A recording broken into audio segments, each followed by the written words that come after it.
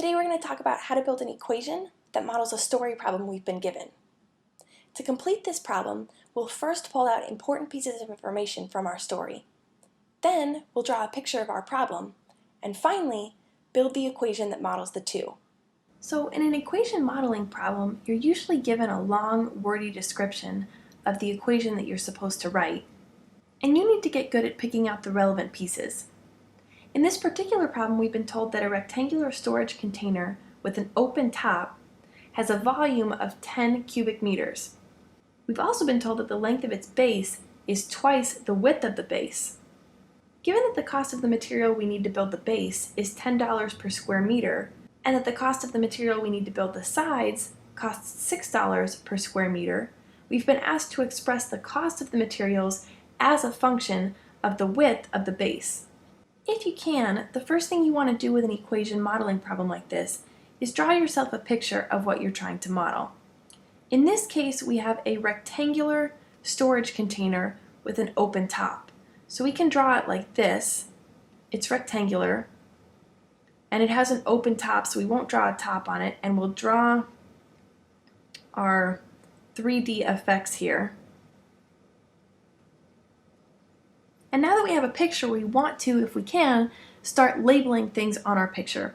So we've been told that the length of the base is twice the width of the base. So we can call the width W, and the length then would be 2W because the length is 2 times or twice the width.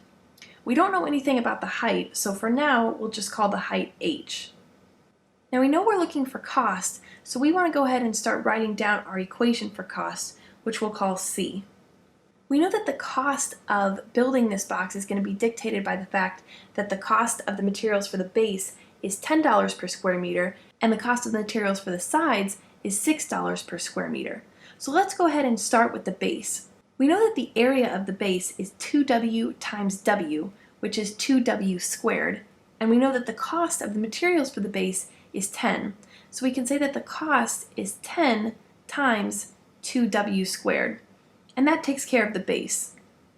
We know that these sides here, the end of the rectangle or the thin side, the area of those will be W times H, right?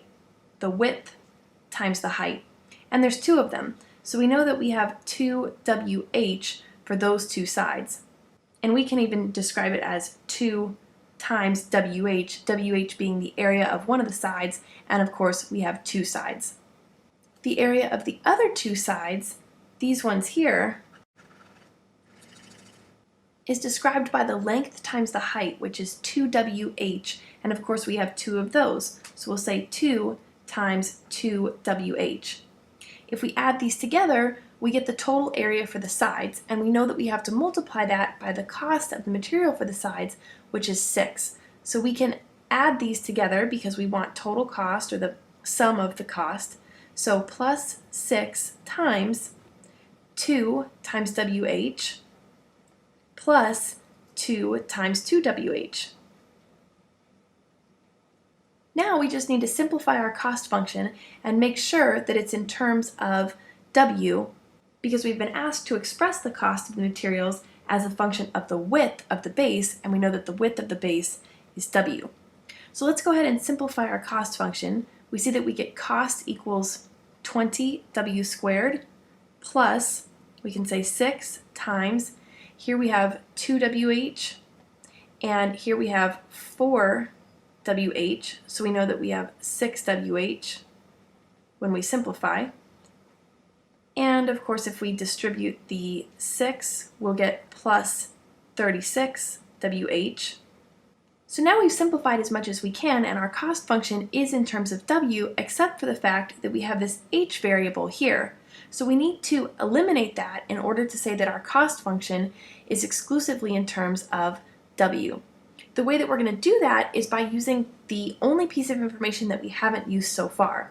We used the fact that the box was rectangular to draw a picture, as well as the fact that it had an open top.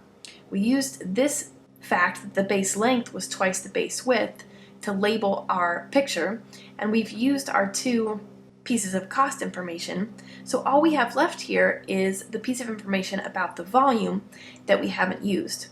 We know that the volume of this box is equal to the length times the width times the height. We know that our length is equal to 2w. We know that the width is equal to w, and we know that the height is equal to h. We also know that our volume is equal to 10. So we can set that equal to 10, solve for h, and then plug in what we get to our cost function. So you'll see that we get 2w squared h is equal to 10. We can divide through by 2w squared to get h by itself, and we'll get h equals 10 over 2w squared. Of course, we can divide both numerator and denominator by 2 and simplify to 5 over w squared. This is now what we can plug in for h in our cost function. So we'll see that cost is equal to 20w squared plus 36w times what we got for h, which was 5 over w squared. And because we now have a w in the numerator and denominator of this second term here, we can cancel one of those to see that our cost function is 20w squared plus 36 times 5 is 180. So 180 divided by w. And that's it. There's our cost function in terms of the width of the base, or w.